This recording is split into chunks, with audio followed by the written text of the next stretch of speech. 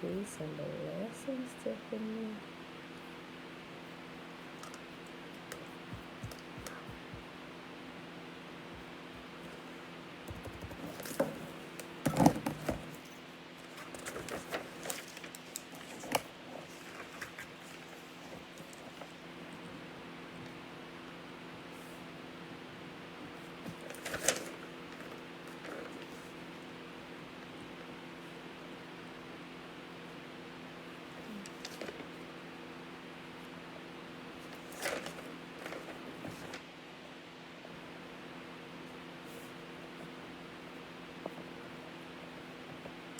Yeah, beautiful people. Happy Monday.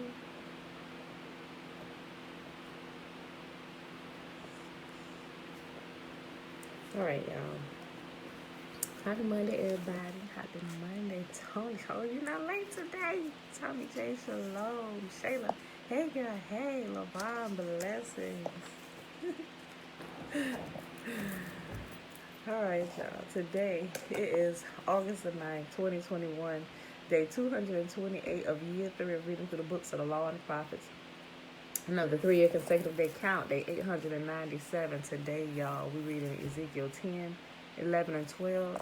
And then we're picking up in Fossilized Customs where we left off at yesterday on page 294. Okay, Nathaniel, peaceful greetings, peaceful greetings. All right, y'all. So let's go ahead and get started with the Shema. Good day, Nikki. Hey, girl. Hey.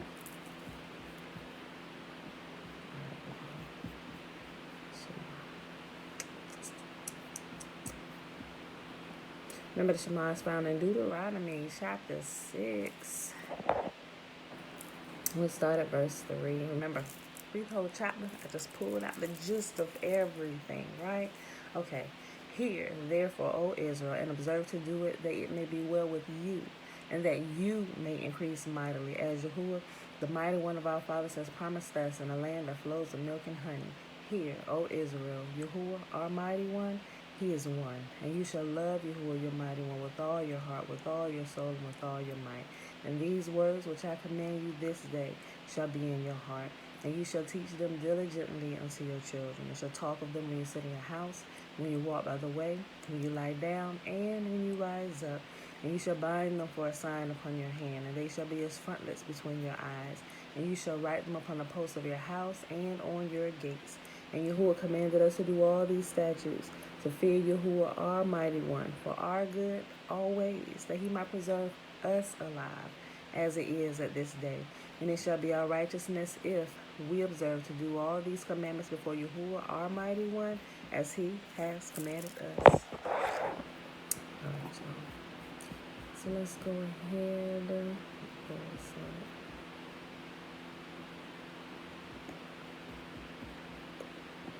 Ezekiel chapter 10.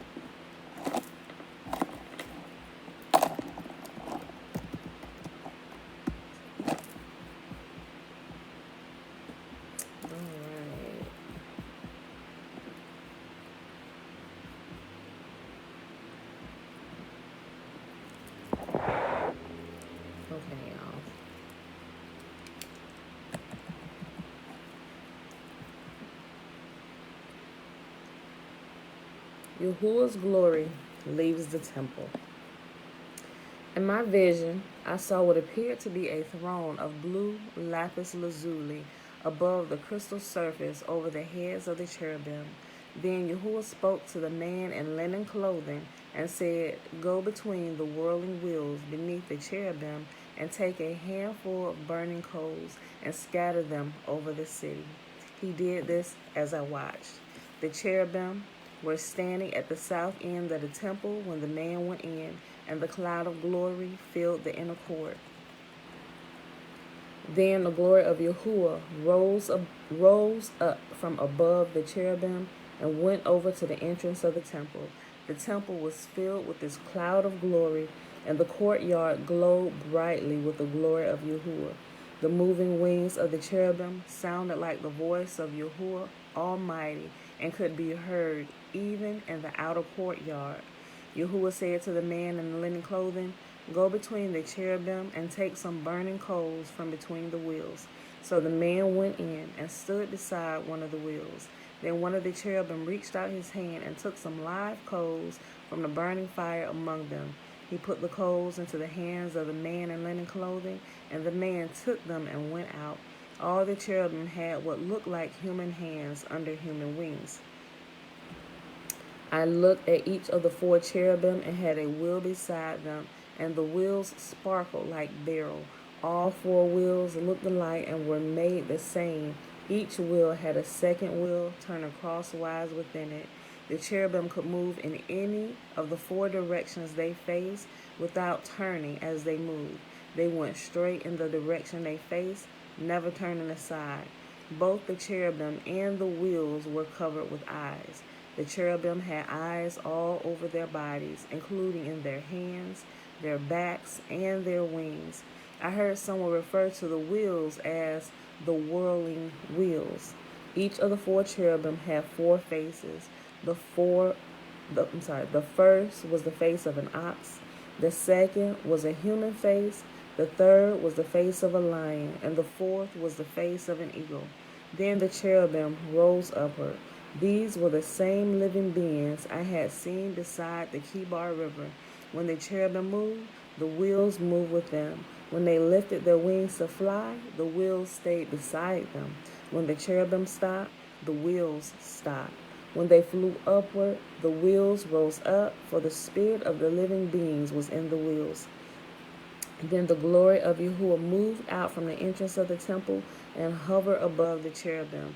And as I watched, the cherubim flew with their wheels to the east gate of Yahuwah's temple, and the glory of Yahuwah, the God of Israel, hovered above them.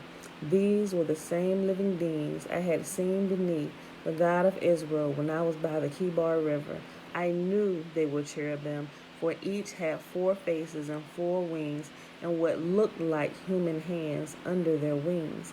And their faces were just like the faces of the beings I had seen at the Kibar, and they traveled straight ahead, just as the others had. Shalom, Mom. Shalom. All right, y'all. Ezekiel chapter 11. Judgment on Israel's leaders. Then the Spirit lifted me and brought me to the east gateway of Yahuwah's temple, where I saw 25 prominent men of the city. Among them were Jezaniah, son of Azar, and Pelatiah, the son of Benaiah, who were leaders among the people. The Spirit said to me, "Son of man, these are the men who are planning evil and giving wicked counsel in this city. They say to the people, 'Is it not a good time to build houses? This city is like an iron pot. We are safe inside it like meat in a pot.' Therefore, Son of man, prophesy against them loudly and clearly." Then the Spirit of Yahuwah came upon me, and he told me to say, "This is what Yahuwah says to the people of Israel. I know what you are saying, for I know every thought that comes into your minds. You have murdered many in this city and filled its streets with the dead. Therefore, this is what the sovereign Lord says. This city is an iron pot, all right, but the pieces of meat are the victims of your injustice. As for you, I will soon drag you from this pot. I will bring on you the sword of war you so greatly fear, says Yahuwah. I will drive you out of Jerusalem and hand you over to foreigners who will carry out my judgments against you. You will be slaughtered all the way to the borders of Israel. I will execute judgment on you, and you will know that I am Yahuwah. No, This city will not be an iron pot for you, and you will not be like meat safe inside it. I will judge you even to the borders of Israel, and you will know that I am Yahuwah. For you have refused to obey my decrees and regulations. Instead, you have copied the standards of the nations around you. While I was still prophesying, Pelatiah, son of Benaiah, suddenly died. Then I fell face down on the ground and cried out, "O sovereign Lord, are you going to kill everyone in Israel?" Hope for exile Israel. Then this message came to me from Yahuwah. Son of man, the people still left in Jerusalem are talking about you and your relatives and all the people who are in exile. They are saying, "These people are far away from Yahuwah, so now he has given their land to us." Therefore, tell the exiles, this is what the sovereign Lord says. Although I have scattered you in the countries of the world, I will be a sanctuary to you during your time of exile. I, the sovereign Lord, will gather you back from the nations where you have been scattered, and I will give you the land of Israel once again. When the people return to their homeland, they will remove every trace of their vile images and detestable idols, and I will give them singleness of heart, and I will put a new spirit in them. And we see this quite a few times because we know that Yahuwah's people are an adulterous people who loves idolatry, right? In order for him to give you a heart of singleness, it would mean that at the current moment your heart is not single, right? You have too many lovers. He said, "I will not reside there," right? Only me. So, and clearly we can see that all the way through his constantly talking to them about their adulterous behavior, right? And I will give them singleness of heart and put a new spirit within them. I will take away their stony, stubborn heart and give them a tender, responsive heart, so they will obey my decrees and regulations. Then they will truly be my people, and I will be their God. But as for those who long for vile images and detestable idols, I will repay them fully for their sins. I, the sovereign Lord, have spoken. Yahuwah's glory leaves Jerusalem. Then the cherubim lifted their wings and rose into the air with their wheels beside them, and the glory of the God of Israel hovered above them. Then the glory of Yahuwah went up from the city and stopped above the mountain to the east. Afterward, the Spirit of Yahuwah carried me back again to Babylonia, to the people in exile there. And so ended the vision of my visit to Jerusalem. And I told the exiles everything Yahuwah had shown me. Last chapter for the day, y'all. Ezekiel chapter 12.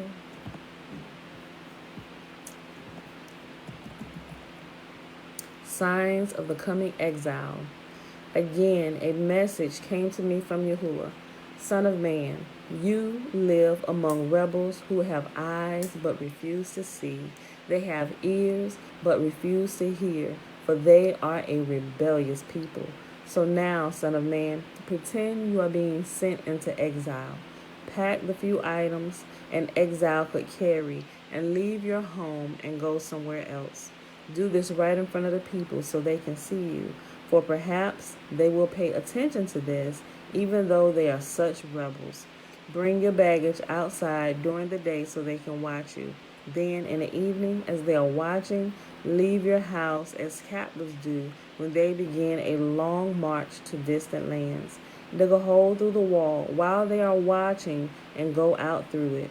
As they watch, lift your pack to your shoulders and walk away into the night.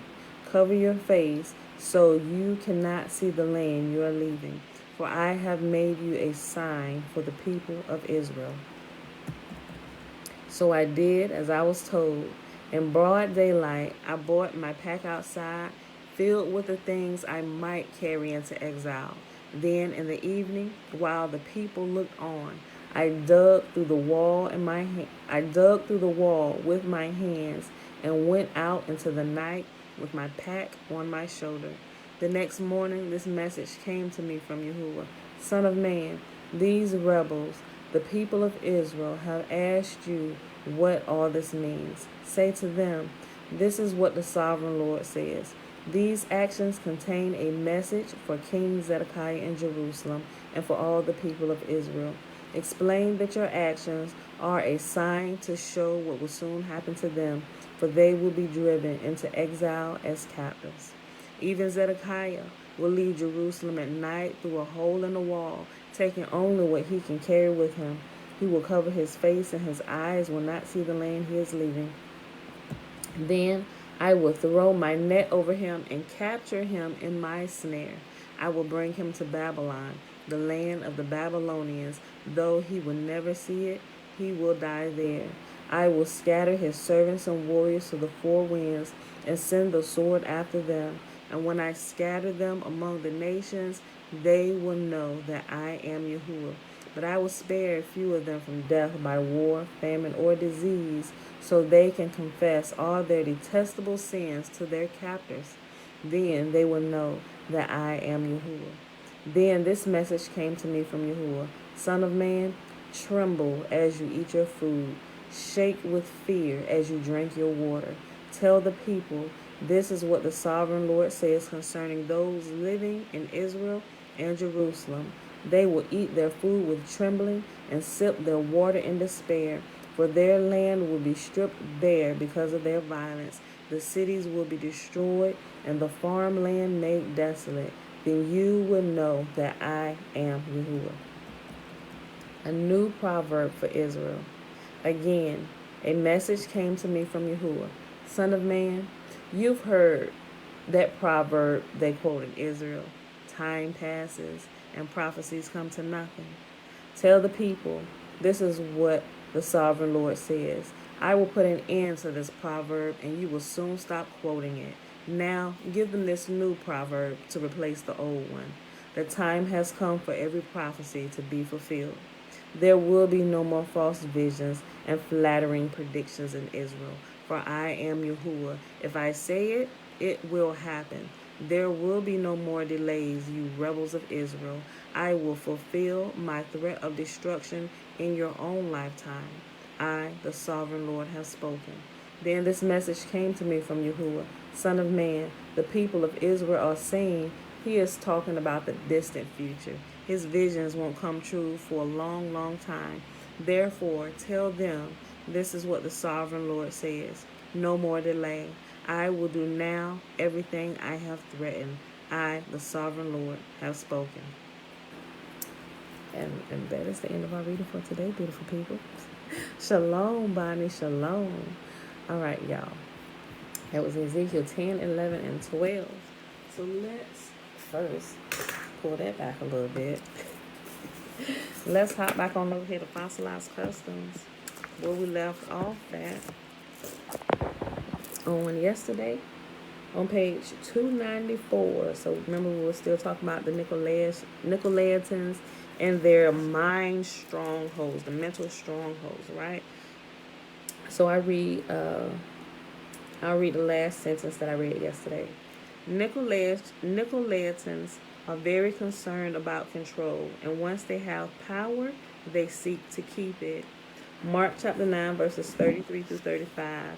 And they came to Kephar and Nahum, and having come in the house, he asked them, what was it you disputed among yourselves on the way? And they were silent, for on the way they had disputed with one another who was the greatest. And sitting down, he called the 12 and said to them, if anyone wishes to be first, he shall be last of all and servant of all. To attempt to be first or foremost means we attempt to usurp the position of Yahuwah. Jeremiah chapter 9, verse 24. But let him who boasts boast of this, that he understands and knows me, that I am Yahuwah, doing kindness, right ruling, and righteousness in the earth. For in these do I delight, declares Yahuwah. Lost Lunas Covenant Stone, an ancient artifact of Israel found in North America near the Rio Grande, or the Rio Grande. Not particularly sure. I've heard it pronounced both ways. I think it's the Rio Grande, though. I think the E is silent. The photograph below shows the Ten Commandments written in the primary or Paleo-Hebrew script, written on a large stone found in the 1800s at Los Lunas, New Mexico, near the Rio Grande. So I'll show this to you. Sure you can see it. Make sure it's focused. And on it, you can clearly tell the Paleo-Hebrew letters.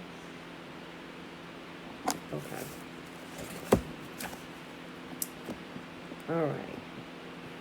This stone carving could be 3,000 years old, and it contains the name Yahuwah.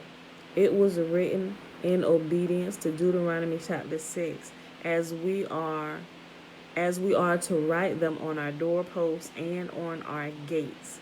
This stone was at the entrance to an ancient colony or settlement of Israelites that had navigated up to the Rio Grande. The style of letter, yod, used on the stone indicates that the Israelites of the northern 10 tribes, or the Samaritans, were in North America.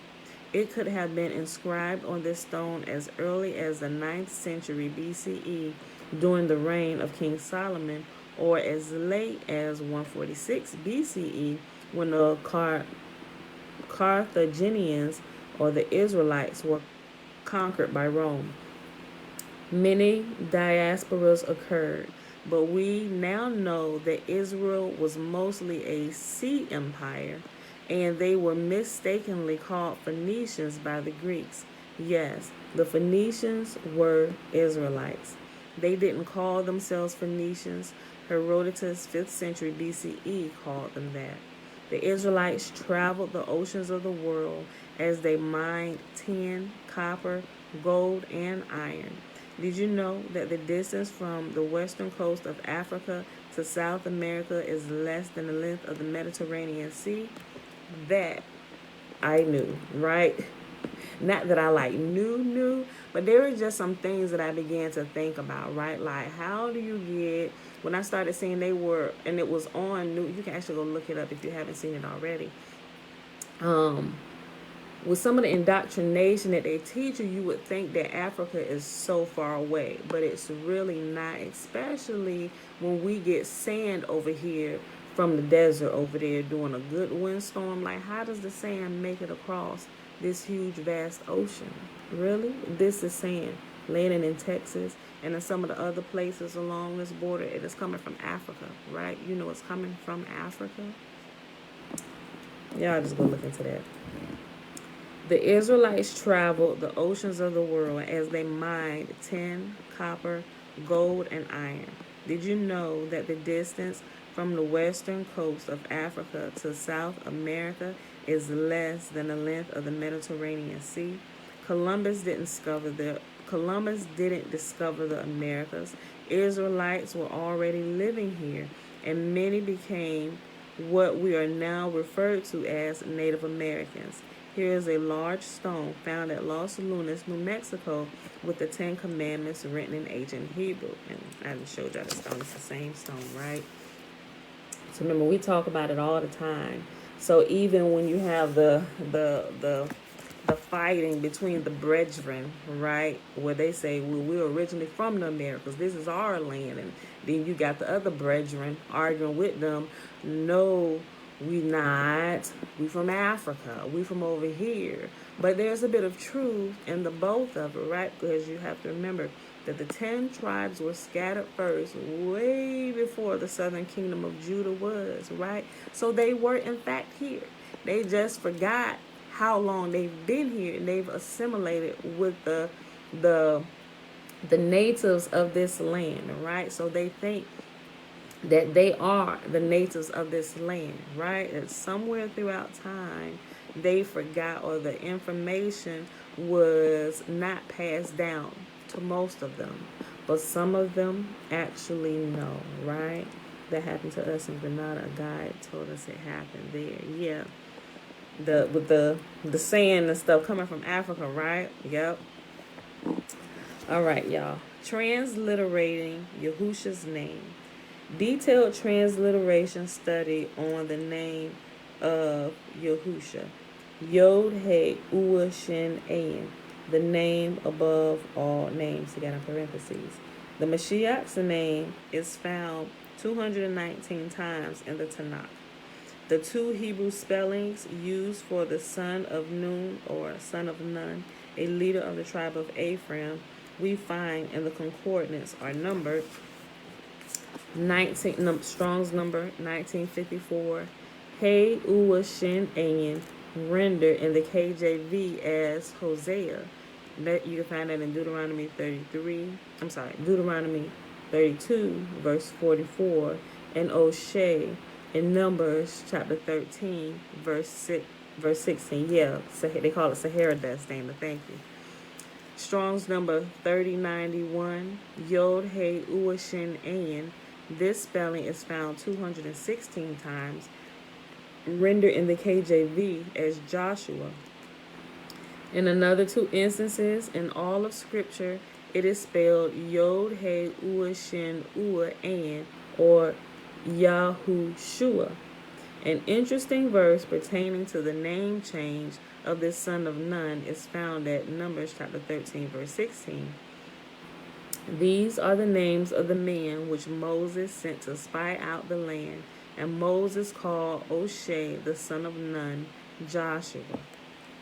In the above verse, you can see the concordance numbers embedded in the KJV English. The Hebrew root Yasha means to deliver, and the root of the name of the son of Nun, Husha, Strong's number 1954. Hold on. Let me read that again. The Hebrew root Yasha means to deliver and is the root of the name of the son of Nun, Husha, Strong's number 1954. In two places, we see the letter Ua between the Shin Ayin at the end of the name. The only change Moshe gave to his name was the addition of the letter Yod, causing the name Husha to become Yahusha, meaning Yahuwah, I am your deliverer.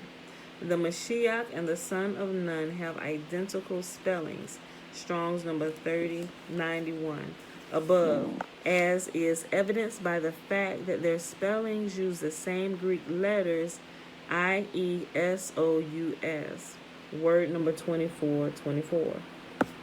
Reference to the man called Joshua is found in only two places in the Taya Brit Hadashah, or Hadashah, Act, which is the New Testament, the Brit Hadashah, right?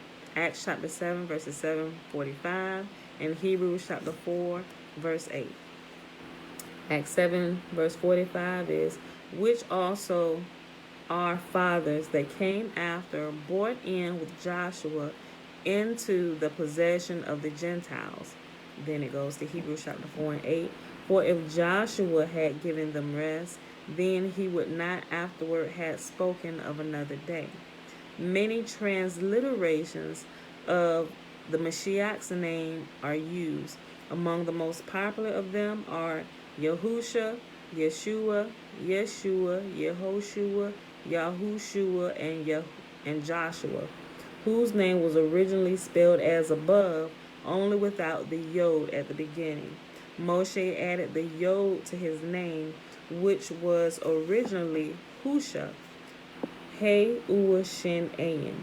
Acts chapter 7 and Hebrews chapter 4 use the same Greek letters for this man and our Mashiach, which we know is Yahuwah, right? So when you're referring to Yahuwah as Yahusha, you're simply, Yahusha it's a name, but it's also a title for Yahuwah, because you have the Yah, and by adding the Shua on the end of it, which means salvation, you're saying that he is my deliverer. You, Yah, are my deliverer. Yahshua, right? Or Yahusha. Moses added the Yod to his name, which was originally Husha, He Ua Shin Ayin. Acts 7 and Hebrews 4 use the same Greek letters for this man in our Mashiach. The letter W or W did not exist on earth until the 13th century, so it is impossible for it to be used so it is impossible for it to be used honestly in the name Yahuwah. Yod He Uah He, no letter W. In the name Yahushua, Shua or Shah is the root Yasha, Yasha, right? Meaning to deliver. Shua and Shah mean the same thing, to deliver. Yahusha is Yod He Uah Shin Ayin. Yahusha would be spelled Yod He Uah Shin Uah Ayin. Yahusha and Yahushua both mean Yahuwah, I am your deliverer. There is a man named Shua in Scripture. 1 Chronicles chapter 2 verses 3. Shua, the Strong's word 7770, and the letters are Shin Ua An. Another example is Malchishua, 1 Samuel 31 verse 2, and his word Strong's number 4444. And the ending of this man's name is also spelled Shin Ua An. In 216 places out of 219, there is no letter Ua used between the Shin An and the name for the successor of Moshe, meaning Joshua, but there is a Ua following the letter He in Yahusha. So Yahusha is the preferred way of rendering the name in English letters. The letter Ua has been the most mysterious for many people for a very long time, and it renders the meaning of our and your to the word in a plural sense. A yod at the end of a word means my, as in the word for my teacher, usually seen written rabbi because the Greek alphabet has no letter Y. Pronounce the letter Ua like this, U-A. So pronounce the letter Ua, in Hebrew, the Ua is actually spelled U-A-U. So remember, in Hebrew, they don't call their letters like by their names like in the English, or in the English we have Latin alphabet, right? And we call them A, B, C, D, E, F, G. Hebrew doesn't do that. They actually, the names of the letters are their sounds, right? Or how you pronounce them. So pronounce the letter Ua, U-A-U, like this, U-A. And he has O-O-O--A-H. U-A. So Yahuwah or Ya-U-A, right? It's letting you know that Ua makes the U sound, right? This letter is commonly known as Wa, W-A-H, the sixth letter of the Hebrew Aleph Beth. Our Mashiach's name, Yahusha. The first part is not in question, Yahu. This requires our close attention. Is the pronunciation Shua, or is it simply Shah? Both are from the root Yasha. The root Yasha means to deliver, Shah. Let's check out the correct Hebrew names of two prophets, Isaiah and Elisha. Note the root Yasha.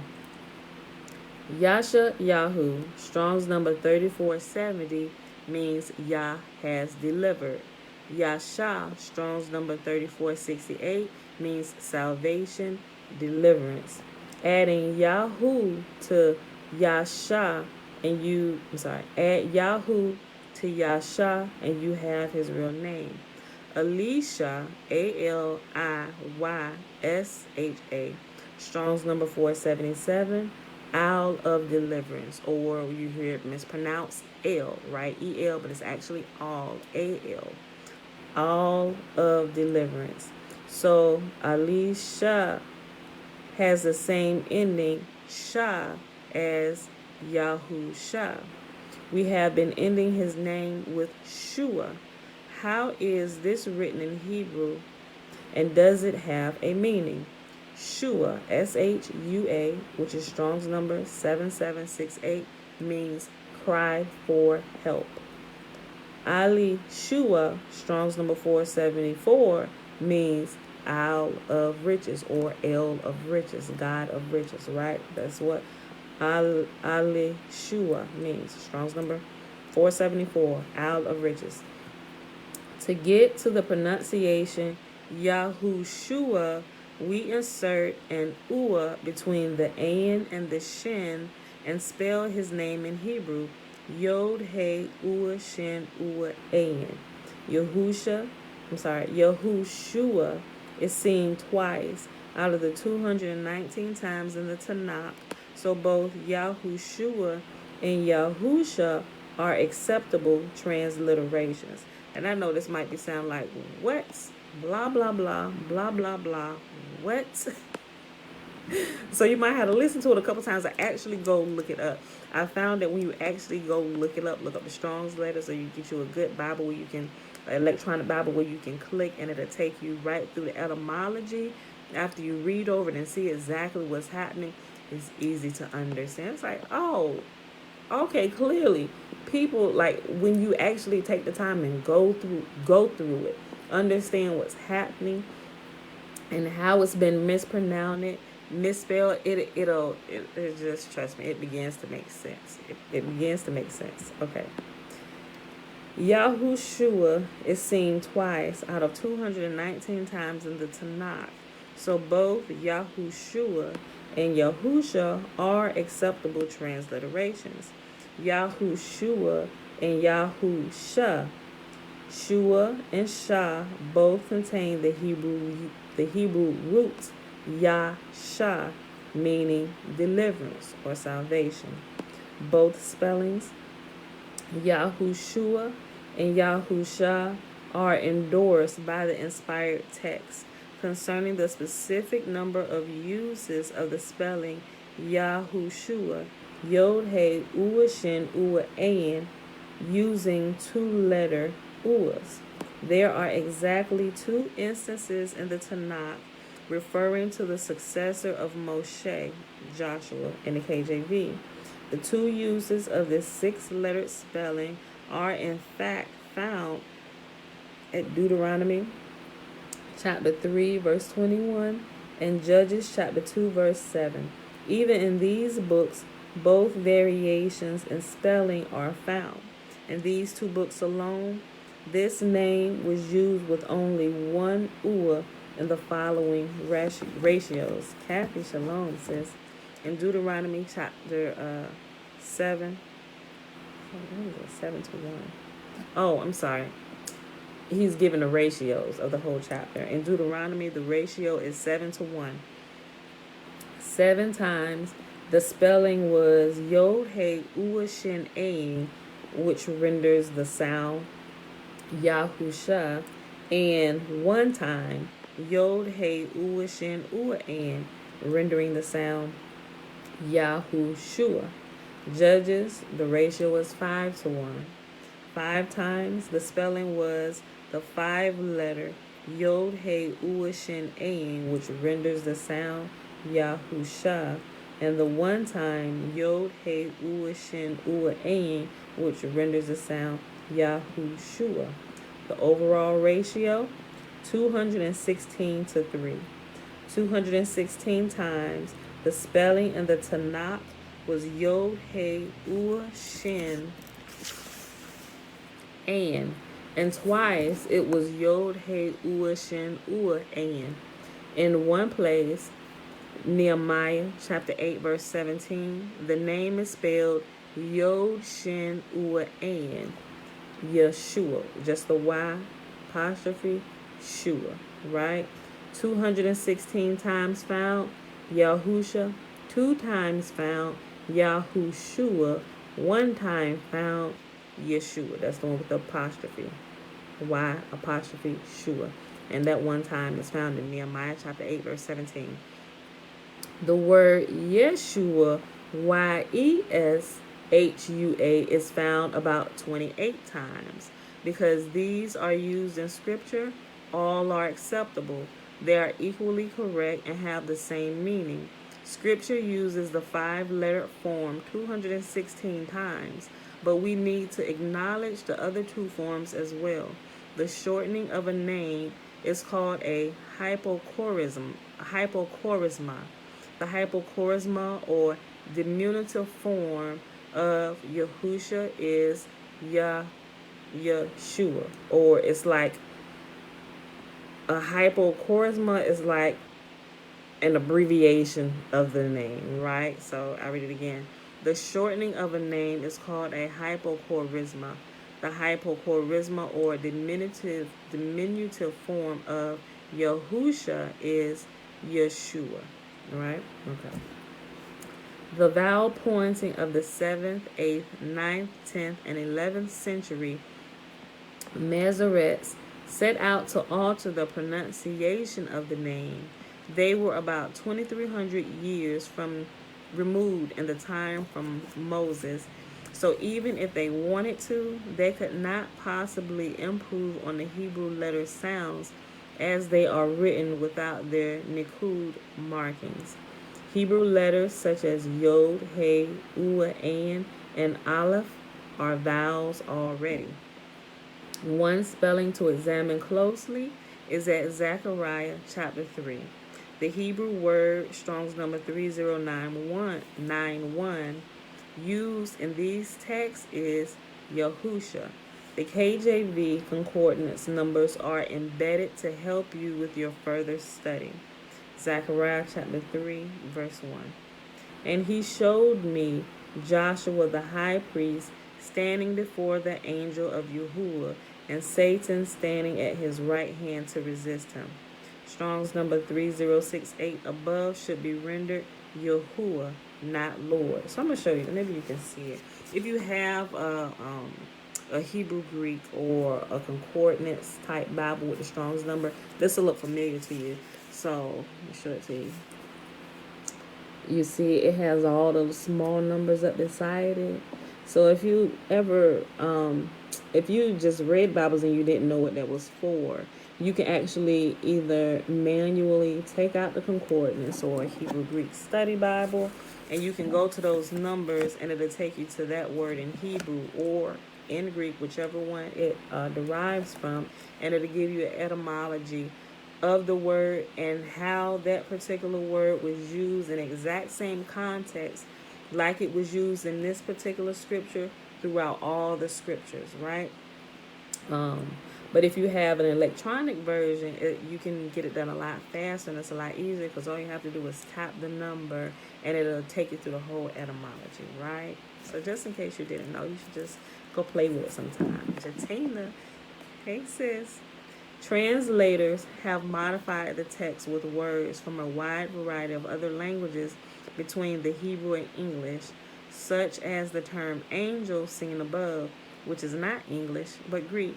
The rendering Joshua is not very close to the transliteration Yahusha either, but they completely obliterated the name Yahuwah when they substituted the letters Lord, Lord.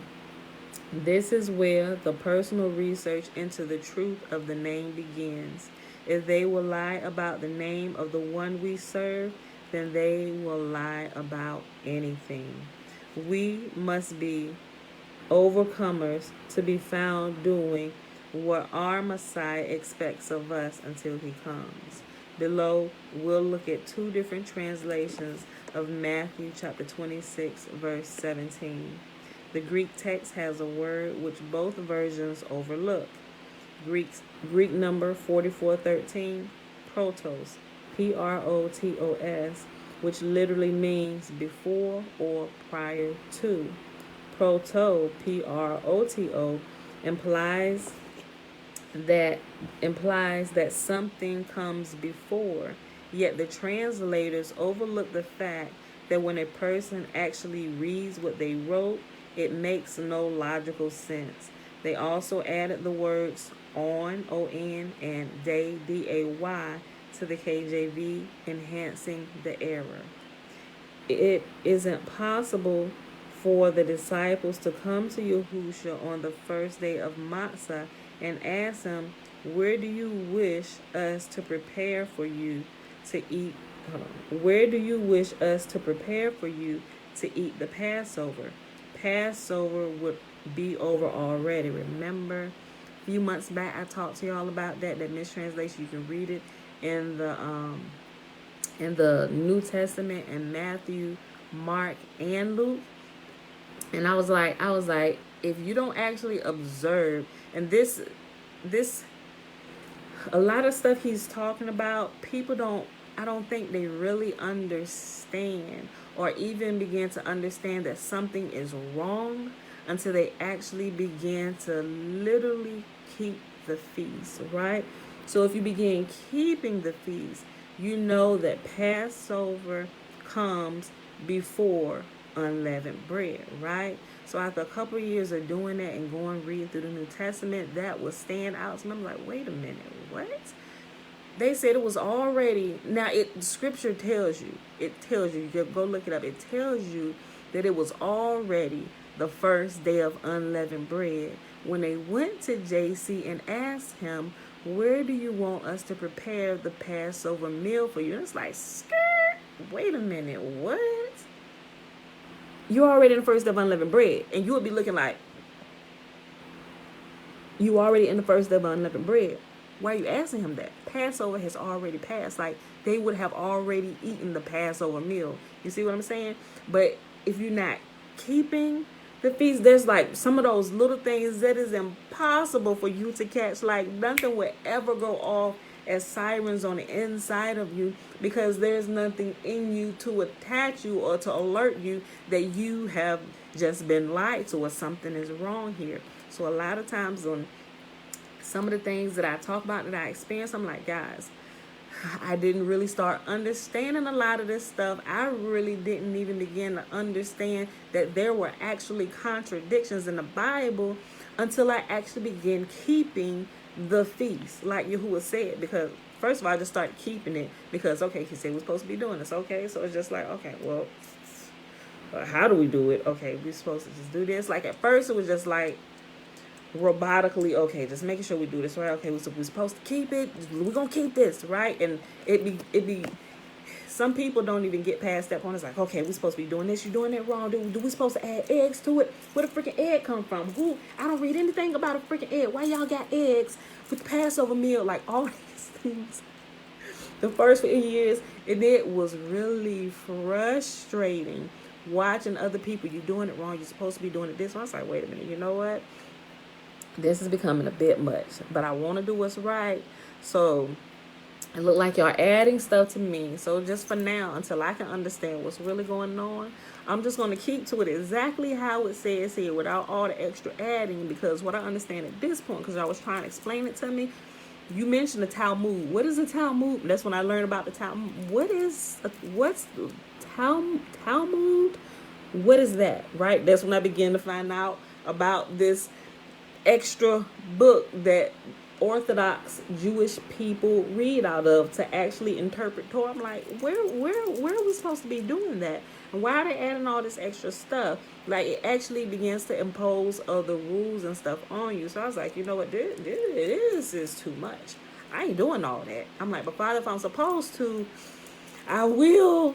I was like, but it seems like, I don't know, it seems like what they're saying is making things harder, which is why I understand why people are like, look, y'all doing too much. That's done away with. Jesus paid it all. And they just go, I get why some people do that now, because they start looking. I was like, oh, wait, no, because I don't even see that anywhere. So why do we got to do that again? I get that. So once I began to ask questions, I began to find, I was like, oh, so you looking from a different, but I looked, I was like, okay, well, you know what I'm going to do? I'm not saying that that's wrong at this point because I really don't know. I'm still trying to figure all this out. But I'm just going to keep to this right here, what I can see. And as I do this, right, I'm sure Yahuwah, if I'm supposed to be doing all this, because my heart is right and I really want to do what's right, I'm sure he'll help me to adjust. And that's just always been my thinking. Okay, clearly, whatever he asks us to do is not supposed to be strenuous or just hard. Like, oh, you're just adding burdens to my life.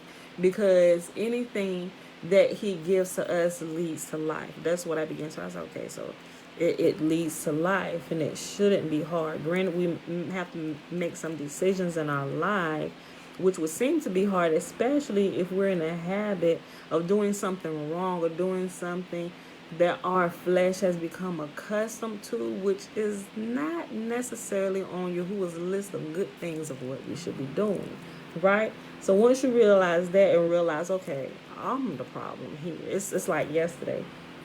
Once you realize you're the problem, you can actually begin to see through the light of day and just kind of, let me calm down, right? So I said, just like yesterday, my son came down here, Jeremiah, my 17, well, he's actually 17, he's 18 now. He asked me, he said, Mom, he said, okay, I think I see what you mean, because sometimes he can be a bit overly zealous about some stuff. He's like, okay, when you say it like this, we got to do it this. I'm like, okay, Jeremiah, you got to calm down. Okay. So there is, so everybody have different things that they may struggle with, right? So he asked me, he said, okay, he said, if there's something that you're struggling with, and he said, what's the best way to get over that struggle? I said, well, it depends on what type of struggle it is, if you don't mind me asking. And so he just kind of looked. I said, so I'll tell you. I said, a lot of times he didn't necessarily give me any details. It seemed like he was just asking, like, just or roundabout. But I know my son. I said, okay. And I just kind of broke down. I said, well, if the struggle is the flesh, I said, take for instance me. I said, if the struggle is the flesh, you getting your flesh to submit to your spirit, the best way to do that I found is fasting, right? Because the flesh, I say, remember, and I kind of use like because I got a bunch of boys, right? We love superhero Marvel movies, right? I said, your spirit man is driving this avatar of yours called the flesh, right? And so, your mind or your spirit is constantly at war with your flesh. Like, your spirit want to do what's right, but your flesh is like, I want to go do this, let me do this. So in your mind or your spirit, you got all the good intentions. Yes, we're going to do this, but then you find yourself at this crossroads or coming up upon these tests, and when you get to these tests, you really want to do what's right, and you struggling to do what's right, and you tell yourself, we're going to do what's right. But sometimes the flesh wins that battle because it has been out of pocket for so long, right? And your spirit is up there in your body trying to control this avatar of yours, and your avatar has gotten so strong in doing what it wants to do in life, whether it's feeding its face whenever it want to eat. I said, look at me. I said, you can tell that although I talk about fasting a lot, I said that is something I know that is possibly going to bring my avatar into its proper state. I said, because my biggest one is food. I said, and my avatar wants to do whatever the heck it wants to do. And so I'm constantly at war trying to get this monster under control, trying to control it. You're going to work out. You're not going to eat this. We're going to stop eating this late. And it's a struggle. It can be. I want to do what's right. I began to do what's right, but then you have those moments where the flesh is like, I'm sick of this.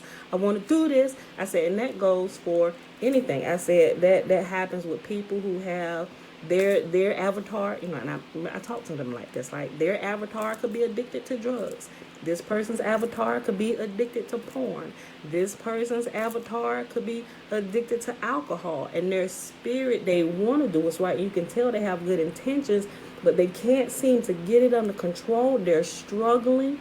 They're going to rehab, or they're doing things. They're trying to set up things to prevent themselves from going overboard or relapsing again, or having these moments where after they done what they didn't want to do, now remorse is setting in and they're beating themselves up. I said, the only way, I said, there may be other ways. I said, but the only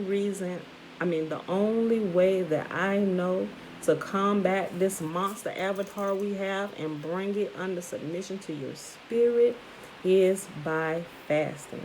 Now, I don't necessarily disagree with everything in the New Testament. I said, but that one thing is true. Remember that story with the disciples? We talked about all this yesterday, me and Jeremiah. I said, remember the story in the New Testament when the boy was having the seizures and the disciples was trying to cast out the demon out of the boy, and they came, and JC came, and he came and did it, boop, and it happened. And he said, yo, my G, we've been here all day trying to heal this boy. And mind you, they pulled him to the side. They waited till the crowd was on. They said, look, how come you did that immediately, and we've been struggling, going back and forth, all us taking turns tag team, and we couldn't set this boy free, we couldn't heal him, we couldn't get him delivered.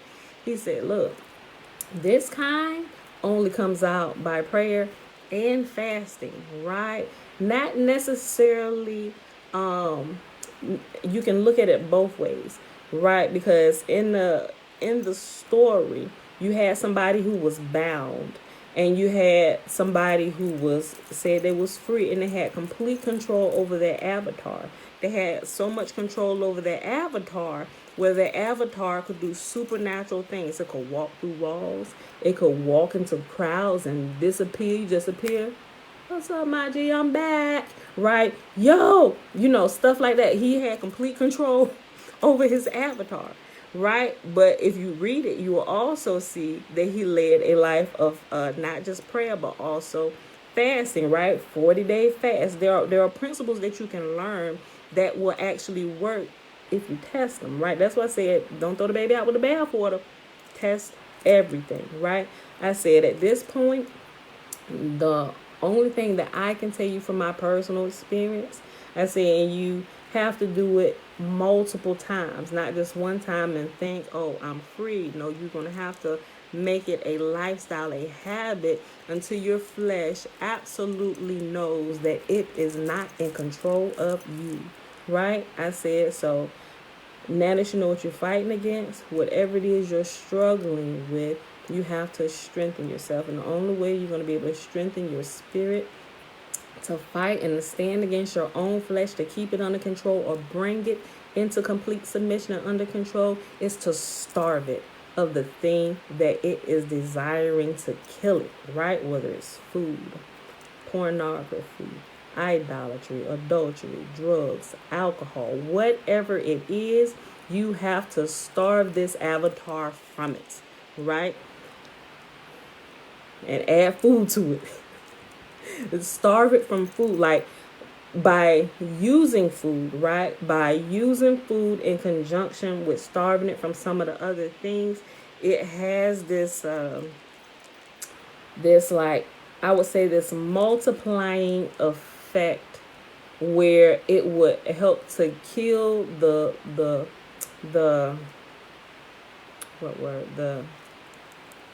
strength, so to speak, that your flesh has that constantly defeats you. It'll help to quickly kill all of those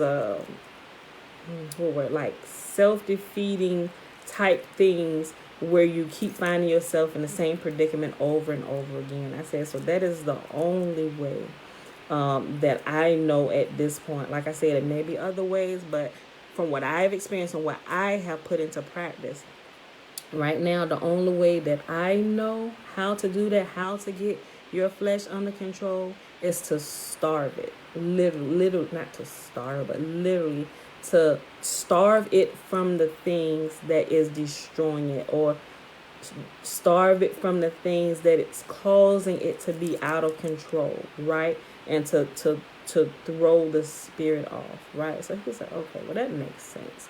I said, you may not, I said water fast, but Jeremiah's already a pretty skinny dude, right? I mean, he's skinny, but, kind of muscle. I said, you may not be able to do a lengthy water fast. I said, what you can use, like coconut water, or you can do a juice fast, or you can do something shorter, but absolute, like a complete dry fast. But that you can only do in shorter spurts, like 1 day, 2 day, 3 days. Some people I've seen did 5 and 7 days, but that's not something they jumped into. They've actually prepared their body over years as they've subdued their flesh over the course of time, constantly putting their flesh to death so that their spirit man can rule, right?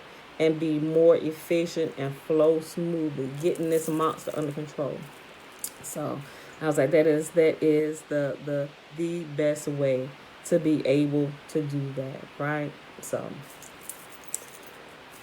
I got into that because the last thing we said about this last scripture over here about things, if you're not in a habit of practicing what Yahuwah has said, there's just some information that doesn't come to you. You just don't understand because you're not in a habit of practicing just the simple first things he told you to do. So therefore, it's not even on your radar that you're running into things that are wrong, right? So and as you begin to do that, you just kind of grow at different levels, and where you can clearly see things where other things are really foggy to others, right? So let me read this again. He said, I just go back up. It says below, we'll look at two different translations of Matthew chapter 26, verse 17. And after we read these two translations, this little part, we'll pause because we already like 59 minutes and 59 seconds. The Greek text has a word which both versions overlook, right? That's how we got into people overlooking stuff. Because if you're not in the habit of keeping Yahuwah's commands, you don't know that something is wrong. Therefore, you won't even ask the question. You don't know to ask the question to bring clarity. Wait a minute. You see what I'm saying? Okay. The Greek number 4413, protos, Protos, which literally means before or prior to. Proto, Proto, implies that something comes before. Yet the translators overlook the fact that when a person actually reads what they wrote, it makes no logical sense. They added the words on and day to the KJV, enhancing the error. It isn't possible for the disciples to come to Yahusha on the first day of Matzah and ask him, where do you wish us to prepare for you to eat the Passover? Passover would already be over. Matthew chapter 26, verse 17. And on the first day, and he's reading where it says, so y'all go check this out in your Bible. The first one is Matthew chapter 26, verse 17. And on the first day of unleavened bread, the taught ones came to Yahusha, saying to him, where do you wish us to prepare for you to eat the Passover? The KJV, the NASB, the NIV, and many others follow this. Matthew chapter 26, verse 17. Now the first day of the feast of unleavened bread, the disciples came to Jesus, saying unto him, where wilt thou that we prepare for thee to eat the Passover? The recommended translation of this verse from the BYNV, and prior to the Feast of Matzah, this is what it should say. And prior to the Feast of Matzah, the taught ones came to Yahusha, saying to him, where do you wish us to prepare for you to eat the Passover? That's the BYNV version. Message to the scattered tribes of Israel. Genesis 49, 1 and 2. And Jacob called his sons and said, gather together so that I declare to you what is to befall you in the last days. Gather together and hear, you sons of Jacob, and listen to Israel your father. Before you can fully receive this information, a certain blindness will have to be lifted from your mind. The tribes or the descendants of Israel don't know who they are because they have been scattered and are assumed to be lost. Also, the word Israel is often used to refer to the land or the state government. Israel is far more than a place or a government. It is a nation of people, families, clans, tribes, who live in a covenant with Yahuwah. The lost tribes are their descendants living among the Gentiles, scattered upon the earth. A remnant will awaken and understand here in the last days. Romans chapter 11, verses 25 through 27. For I do not wish you to be ignorant of this secret, brothers, lest you should be wise in your own estimation, that hardening in part has come over Israel until the completeness of the Gentiles has come in. And so all Israel shall be saved. As it has been written, the deliverer shall come out of Zion, and he shall turn away wickedness from Jacob. And this is my covenant with them when I take away their sins. The tribes of Israel are scattered across the face of the earth and are living as Gentiles, believing they are Gentiles, right? That right there also was one of the first things Yahuwah awakened me to, that I was not a Gentile. All the time growing up, I thought, because that's from the churches I was in, I was taught that we were Gentiles, right? When I actually descend from the blood born of Israel, right?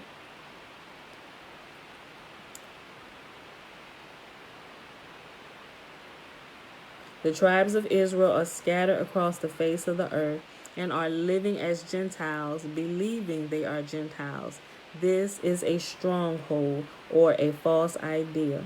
Any stronghold is a false belief or notion. Strongholds can be broken by being exposed by truth, which sets us free.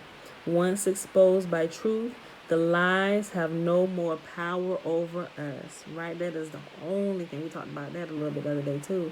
The only thing that breaks us and wakes us up from our delusion is truth, right? Yahuwah says, my people perish not because of they don't have the blood. He said, my people perish. Those who are called by my name, my people perish for the lack of knowledge, right? And if we go back and we read through Isaiah, and we read Isaiah chapter 53, Isaiah 53, the suffering servant chapter, where they alluded to be to the suffering servant, they alluded to be JC, which I said y'all just keep on read the whole chapter, and you will see that that's not talking about women. That is talking about the entire nation of people. The rest of the chapter will identify that.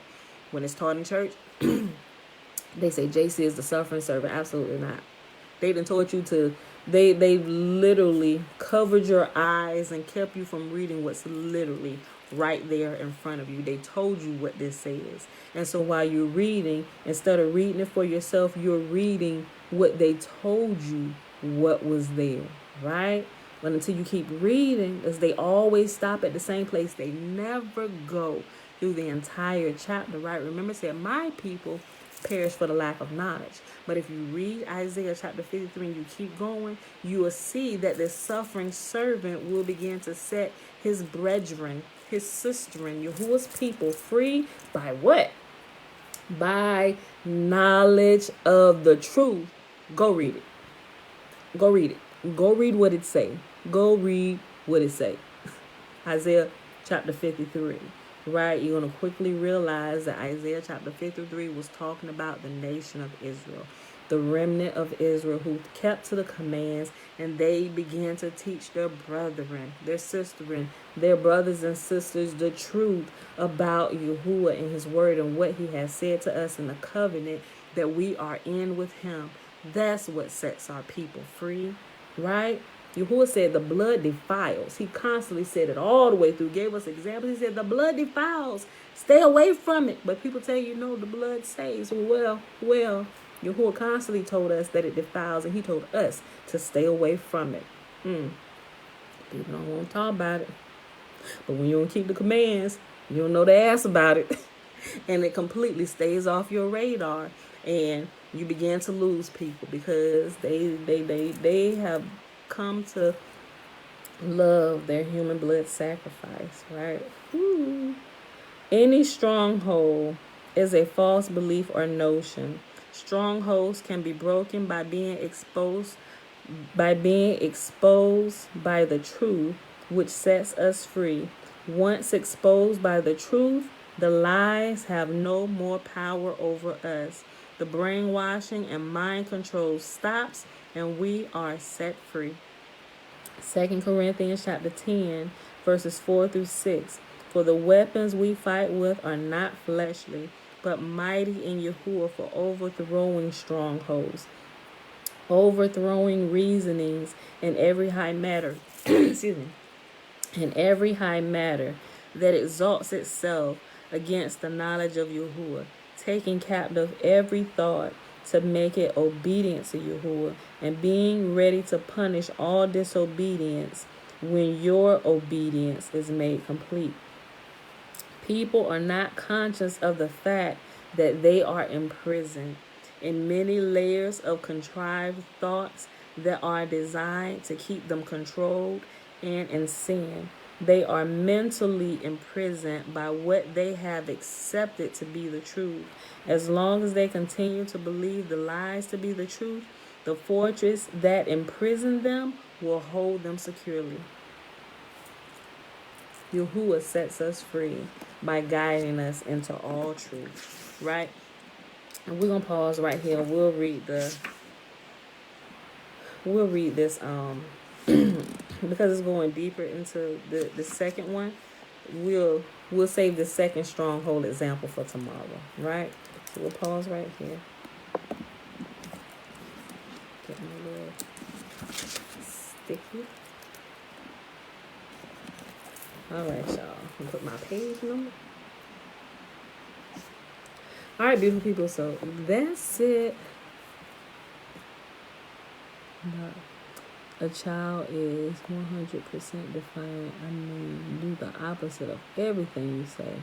What do the words say about defeating that? Well, okay. How old is this child? And are they...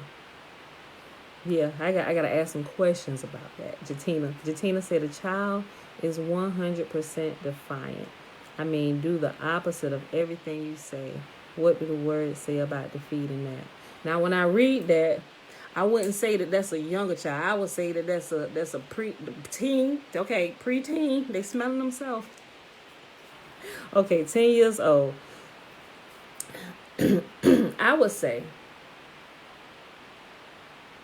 based on my own experience and actually observing some things. Hold on. Observing some things. I would say I need to ask a few more questions, even with a 10-year-old, because it's not just the child that I have to look at. I have to look at the environment that the child grew up in, right? An environment meaning, are they living? You said child, so this is your child. So the baby is living, I say they were 10-year-old is living at home with at least one parent. Are both parents there? It would be my next question, right? And then when I ask that, then I would have another question. Okay, if both parents are in the home, what is the relationship like between mom and dad? What is the relationship between mom, dad, and the child, right? Is one more active, single child? Okay, grab the belt. Tony said grab the belt. Look, I was going to say beat they tail, right? But, right off top, it's like, they tail. Better I spoil the child. But as I get a little older, I learned to ask questions. Like my household, granted, although it be wild kingdom around here, my children only know how far they can go, and they know how far to press their luck on some things, right? But seriously, if we want to like really look at it, not just beat them for every single thing, I would sit back and I would think, right? Because if they are, you say a child is 100% defiant, okay. When you say, I would ask some more questions about, Tony said grab the belt again.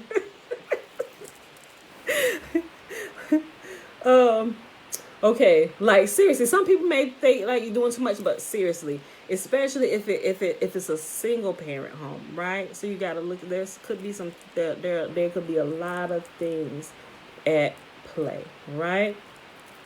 And there's just a lot of things at play that you have to sit back and consider, right? Okay, so let's Okay, have you allowed, you're not saying, I'm just, these would be the questions I would ask. Okay, so up until this point, how have you disciplined your defiant child? Has this been a life where this child has been allowed to get away with everything that they want to do, even after like the early adolescent years, where you just kind of let them get away? Oh, that's so cute. When you should, no, we don't do that. You kind of begin to mold them from early childhood. Granted, some kids are going to test it, but see what I'm saying? Has it been a constant beat them, take things? You just you got to kind of think through the whole process seriously, right? Is it just that the child is just you stubborn? Is it a very strong-willed child, right? There's a lot of things you have to look at. Are they strong-willed? And sometimes you have strong-willed children just because of the nature of the person or who they're going to be. Their will is a lot stronger. They test you a little bit more. That's just it goes into the character of who they're going to be when they get older. They come into the world with that. You just have to begin to recognize it and begin to mold it, right? Begin to mold them. So before I would just, I know if you don't get your, not saying that you're angry or whatever, but if the parents don't learn to get their anger under control and like really begin to assess the situation, I say that you sit back and let your child do whatever they want to do, right? Discipline them, spank their tail, grab belt, whatever, however you do it, do that. But when you find out if it's something that it keeps recurring, I would really begin to ask questions. Okay, is the child acting out? Is the child really crying out for something more, but just really don't know how to express themselves? Like, you have to be on the lookout for all of these things, right? Are they crying out for something else? If it's a single parent home, are they missing the love of the other parent? Has it always been a single parent home? Did it just become a single parent home? Does the child even know their father? Are they with friends now? Because you got 10-year-olds where they starting to hang out. They have friends and they going to school. They begin to talk about each other. Not that they talk about each other's home life or whatever, but young kids, they just innocently share stuff. My dad took me here. This, your dad? I don't have a dad. Just all of these different things as they get into this age, right? At this age right here at 10, and you see it a lot. You see it a lot with single moms going through this because, I believe that too, Tony. It does matter what they eat because it will impact their behavior. But at this age, what's going on? Dad should be present, right? At this age, right? Because they're entering into early like the preteen stage, and they're getting a little more independence, and dad should be there to actually give them identity, right? Dad is, remember we talked about the other day, like mom is the nurturer. Mom is always nurturer, but dad brings identity and discipline. Not that mom doesn't discipline, because she does, but dad is the one there who helps reaffirm. You hear it from mom all the time. Okay, mom, but when dad is there and dad is on his square, not that he's perfect or whatever, but dad is there and he's there like, baby, you are beautiful.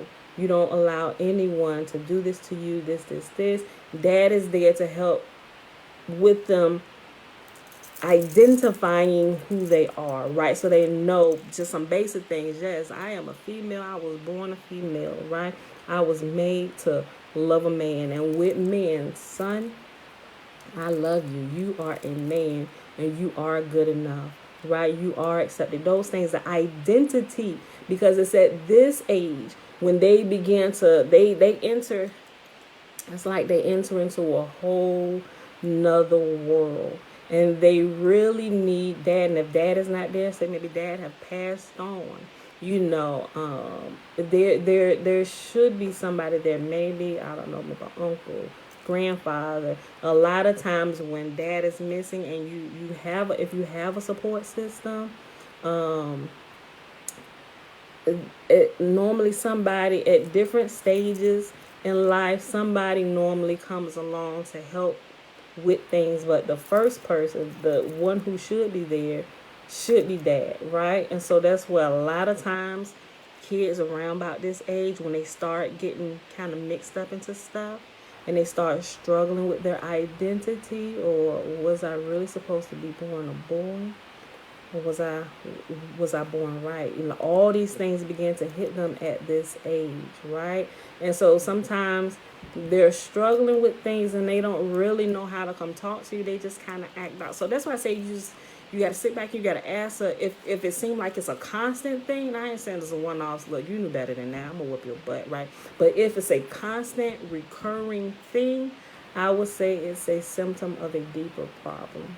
It really is. And you, as a parent, you have to have foresight and have to be able to see that and kind of look here, like I said, sit back and assess the situation, right? I'm not sure how good the relationship is between you and your child, and if you can actually sit there. Yeah, it's you and grandma. She's always been a single child that's been with me. Yeah, I mean, sometimes that happens. Like it's I mean, unless he said it's a lack of siblings and the friendship thing. Okay, so if you're not having more children, maybe, I don't know. Like I said, I don't know what y'all life is and like how much you work or whatever, or where you live, or if it's even possible, maybe getting involved in some things where she can meet other people, or, you know, peers her age, where, you know, where it never really takes the place of a sibling. Like, you don't, I don't know, you have to kind of find ways to, I mean, if you're not going to go have another child, even if you did have another child, it still wouldn't be like her peer age. So I guess you just have to kind of find ways. Y'all got to kind of come to a compromise. Baby, I ain't having no kids right now, you know, so let's see if we can help find you some friends, right? Maybe find out locally what they have going on. Some maybe like the youth programs, not necessarily that you got to go to a church. But like around here, they have like different things. They got like youth centers, and like the YMCA have different programs where people all over sign up for. And other youth, they literally here in Hampton Roads, they got like this whole newspaper thing where they just have different programs where you can get involved in anything. So I mean, if she's really looking for a friendship, you know, I would kind of look at some of those things, but I would be very careful and make sure she's not linking up like with the wrong type of people who will become a bad influence, right? Because like I say, this tie right here is really kind of critical. And I know, like, I mean, I know mom and grandma, it's like we hear it all the time, especially with our people, mom and big mama, mama and Medea, you know, dad or is whatever. Sometimes they're there, but sometimes they could be there and actually not be active and present, right? But you I don't know, I kind of tend to look at some of the underlying things and not just be ready to fly off the handle when things aren't going right? So when people ask me, I'm like I said, I'm gonna just ask questions, because it's not normal, and it's telltale symptoms of a deeper issue, right? So if you've identified that it's just a sibling thing, you know, just kind of, okay, baby, what you want to do? Well, I can't have any more kids right now, you know. So let's look and see what type of programs. I guess is even a little harder now with the era of, you know, CV and the panorama that's going on in the world. You know, I ain't trying to say code words are gonna cut me off. You know, so just kind of look into it. Try to, especially if she's a girl, you know.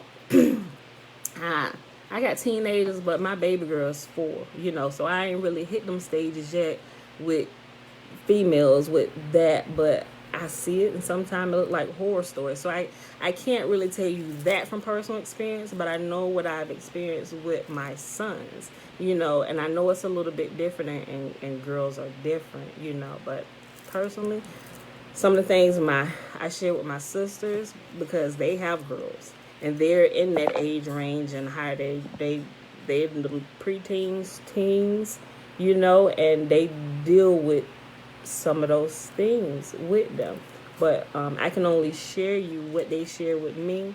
But I can only give you my perspective from how I've actually dealt with it, but with my boys. And like I said, they're different, But I think the principles, the underlying principles are the same, whether if it's male or female. But it really gets more personalized when you begin to look at the individuals, right? And you look at their surroundings, their whole family dynamic. Then you can kind of really fine tune it with precision and find out what's going on, right? So, yeah, I know, and it's hard to trust a lot of people. I feel you, sis. So, like all of those things, yeah. Sometimes we overcomplicate things. Like my grandmother used to say, more strap and lots of love. Tony, you just woke up with violence and you want to beat everybody today. He said, pull out the belt again. She acting up, beat her again. And sometimes that works. Sometimes it's just they could be, but clearly right here we know that this is not that, right? She's looking for friendship, sibling. She's lonely, right? But clearly we know that's not that. But sometimes it is they being rebellious. It's like they avatar warn against your avatar. It's like, we're gonna do what we want to do. We don't care what you done said. We're gonna go do this, and they just gonna press the love. But clearly we know this is not the issue with this baby right here. So but yeah. Oh yeah, Jatina. She has a VR headset. She likes the VR chat. I don't like it because those kids curse and talk about sex. Yeah, I found that out, especially with my younger kids on Roblox. Like, I have to be like, who is that? Who is you talking to? Because they got the headsets, and as they're playing Roblox, they can talk to their online friends or whatever, which I don't mind. But I'm like, let me take it out. Let me hear what y'all talking about, And so once I see the ads, like, now I don't hear my children cursing, or talking some of this stuff. He's like, oh yeah, Mom, I'm gonna leave out of this room because they curse a lot in here, So I'm like, yeah, see. So, because when I told them, take it off and let me hear what you listening to, and they eyes start, oh, but you know what? I'm not in this room no more. I'm gonna come out of this and we're gonna, so, but yeah, you're welcome, sis. Oh, no, that's what we're here for, sis.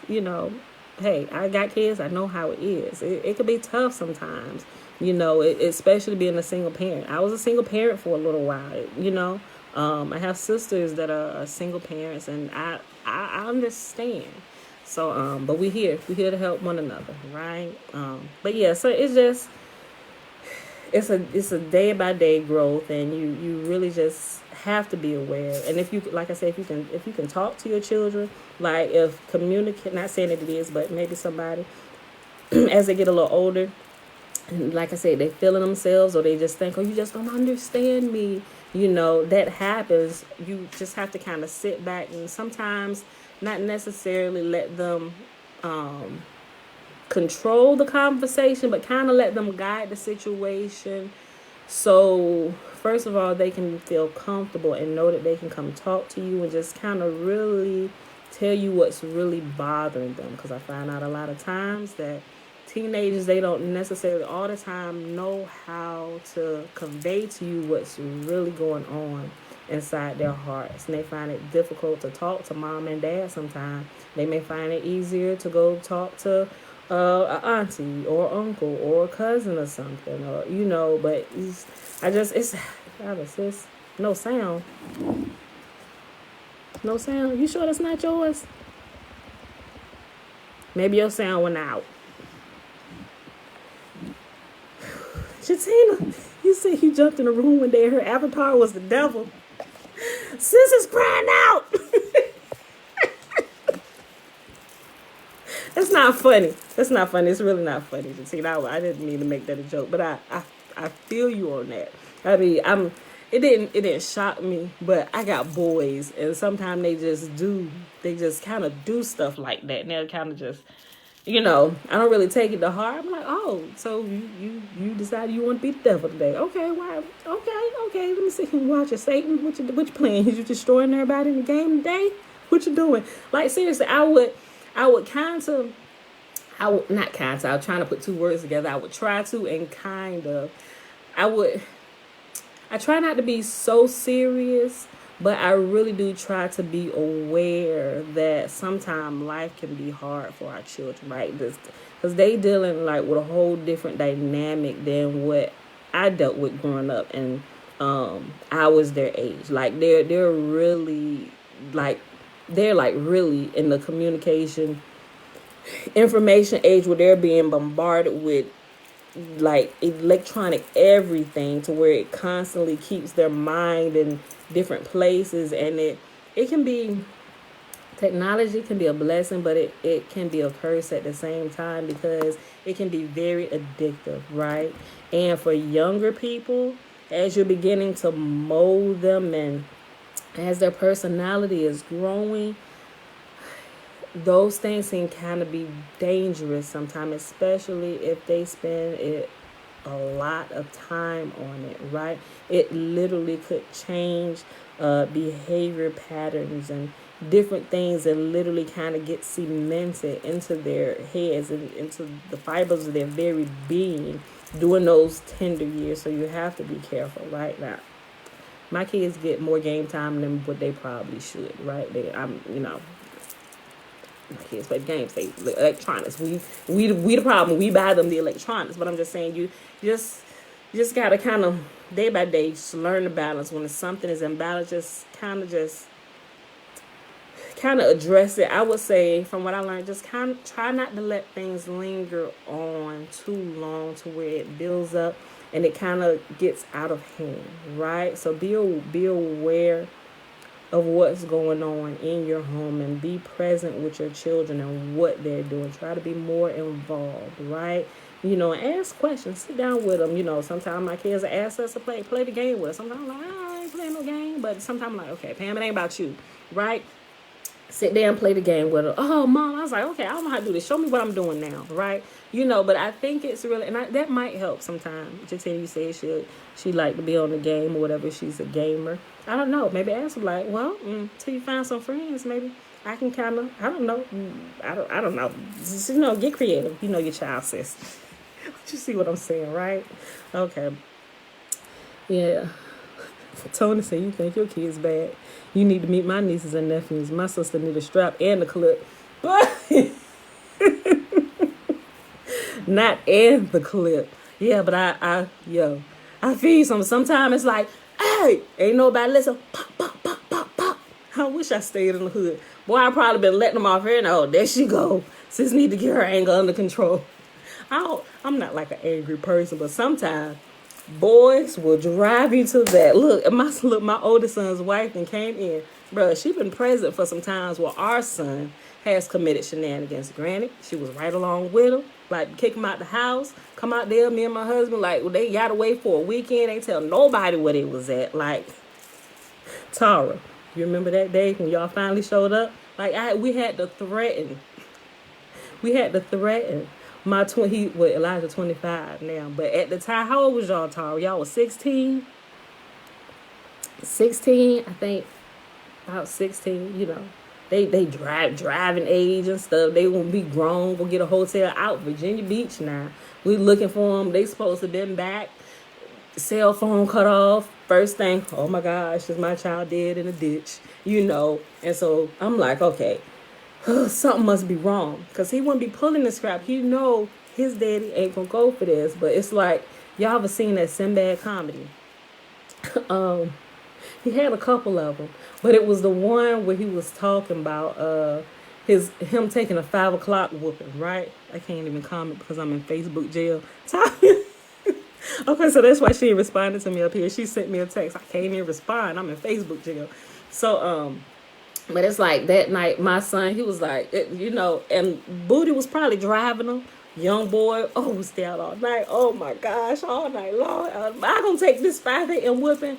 Our son chose to take that 5 a.m. whooping, right? So when we find out that they was okay, which wasn't until the next morning, right? And we think, we watching First 48, and I'm like, if he in trouble, we can't find Tara either.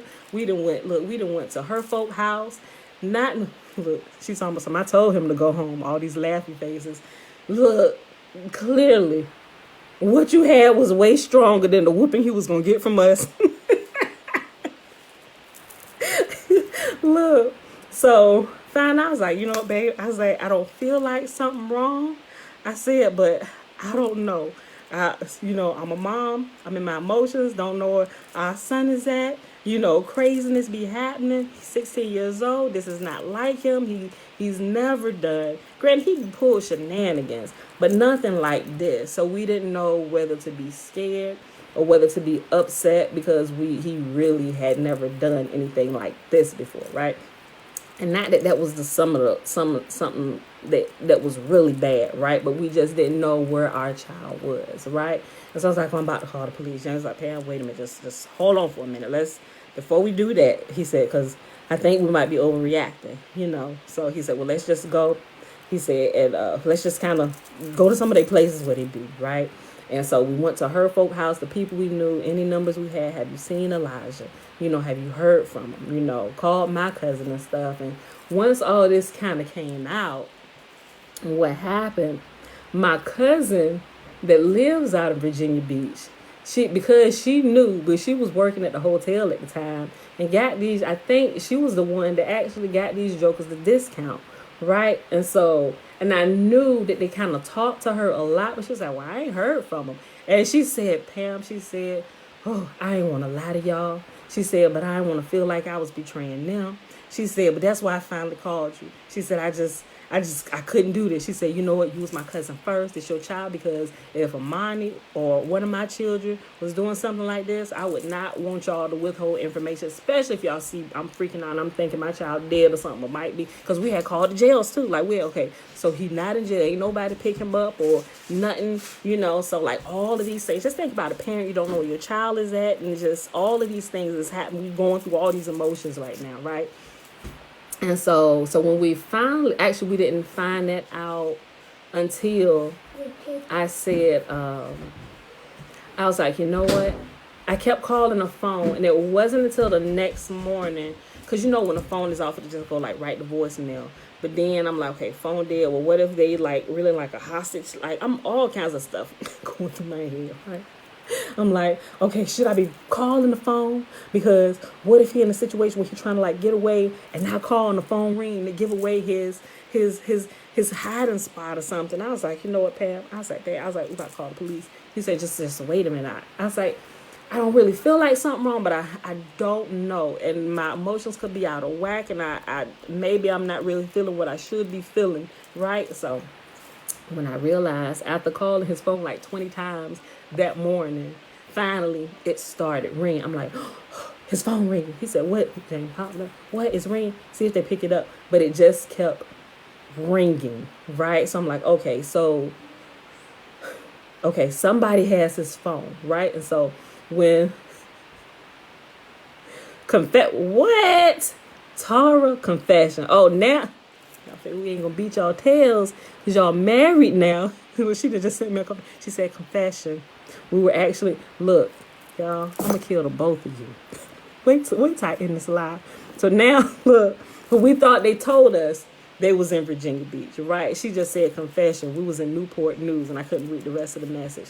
But finally, when we found out they were okay, and I was sending messages, I was like, I don't know. First, I was like, Elijah, look, we're not mad. Just answer us. And all of those messages weren't working. Then I'm thinking, okay, somebody else has this phone. Somebody done picked it up. They found it or stole it. So I just like, look, I'm looking for my son. Whoever has this phone, I just need to know if he's okay. Still didn't get a message, right? And I'm like, okay, what can I send? Then my message was, I said, okay, forgive me if this is not my son that has this phone and seeing these crazy messages. I said, but if this is Elijah and you're seeing these messages, you got 5 minutes, not even 5 minutes to call me. Then we're calling the police and we are going to report you missing. And that did it. He called us. I'm like, and we went clean off. And then I hung up on him, right? James like, give me the phone. I said, I already hung up on him. So we're at the house. And he was like, okay, what we going to do when this boy get here? So now I found out he okay. Now I'm ready to kill him, right? I'm ready to kill him. Now I'm going off at the house, right? And James like, Pam, calm down. At least our son is safe. Could have been way worse. I said, you know what? That ain't even a point. I said, why would he pull a stunt like this? So we was kind of going back and forth in our anger on what he was going to do when they finally showed up at the house. So when they finally showed up at the house within an hour, first of all, I was just shocked that he thought by Torah coming and I think Tara's cousin walking him to the house, that was going to lessen the whatever was going to happen at the Murphy household that day, right? So here they come, and if I remember correctly, I don't remember what he said, but I think he told them that he was going to be all right. I don't remember, but anyway, here come all three of them waltzing. We tried to slide out quick. They sure did. They wanted to make sure he was there, okay? Look, when they tried to back away, just y'all two stay right here, cause y'all need to know. And he just kind of went into it, right? So before we went out there, I was like, okay, so what we gonna do? He's like, first of all, I'm gonna take that GD phone. This my husband. He was kind of going off a little bit, but he calmed down a little more than I did before they got there. He said, I'm gonna take that phone. He said, and I'm gonna smash it right in front of his face. I'm like, yeah, babe, yeah. I said, how you gonna smash it? He said, I'm gonna take it, I'm gonna throw it up against the wall right there. Like, we really, mind you, how old was Elijah? Like, we in our late 20s, right? We kind of still like babies ourselves. We just trying to figure this out. And this is our first child, right? So we just planning on what we're gonna do. Like, we was really gonna put on a show. So they got there, and James just kind of went into it. He was like going off it. No, first, before he said, give me that phone. Tara said that phone throw sent me. She said, I was scared then. James took that phone.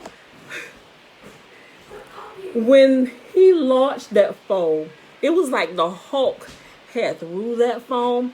When that phone hit that brick wall, it almost like disintegrated into pieces. Like the phone was like, why me, G?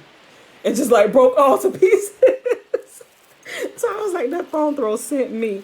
And so then he kind of started going off on it. And like we was outside the house. So we could see neighbors coming out and stuff. And when my husband kind of get amped up, he just kind of get amped up. So by him getting super amped up, now I'm seeing the neighbors coming out. They probably think it's about to be a fight. These niggas out here. We in the hood for real, right? So people peeking out, see the shades coming down. And, some people coming out to walk their dog and stuff. Like, you don't never walk your dog this early. Matter of fact, you don't even put your dog on the leash. I mean, y'all being nosy now. So I'm peeping all this stuff going on around. And Darnell and James like, no, y'all don't go nowhere. Because if he ever pull this, blah, blah, blah, blah, I'm going to whip your mother, blah, blah, blah. I'm like, oh, shoot. And so I'm like, I'm like, okay, how can I calm this down right now? I'm ready to kill him. But, like, he going in. I'm like, okay, yes, baby. I want some chicken. Okay, hold on, Pooh. So, but, yeah, guys, that was the gist of that story. Like I got a lot of stories. So, Jatina says, at least she at 10. It's just kind of just, minor, right? Yeah, she said, I feel like kids sometimes think you're whipping them or yelling at them just because.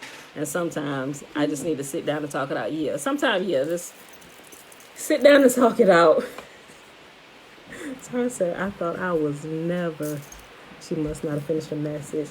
She said, I thought I was never going to see him again. Yeah, you almost didn't, sis. You almost didn't.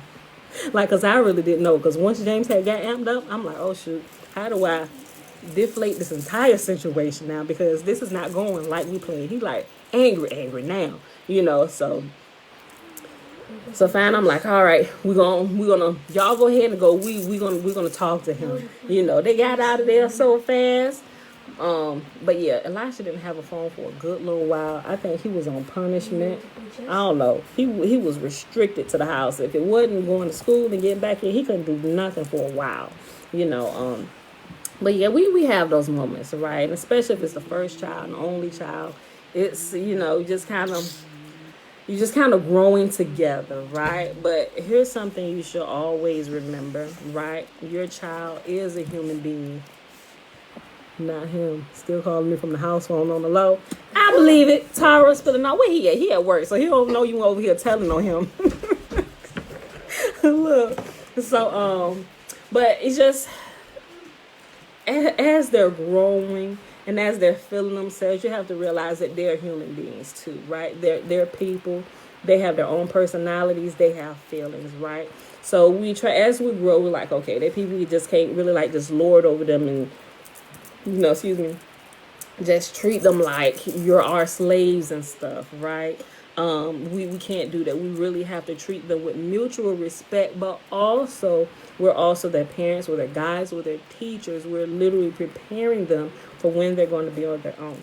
Excuse me. So sometimes some of us have more trying times than others, but a lot of times the things that we have to deal with our children, what I found out is that a lot of times there are things in us that also need to be dealt with. And when we begin to recognize it in our children, we'll begin to recognize it in ourselves as well, right? So it's literally a growing process, and a lot of times a healing process for the both of you if you allow it to be, right?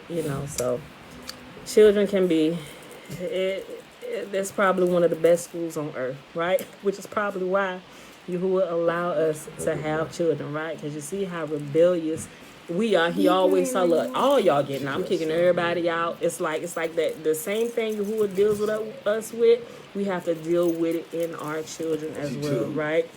I look everywhere. No, you did not. Tony said, you better beat the H out of them kids. I'm about to go get me an iced coffee.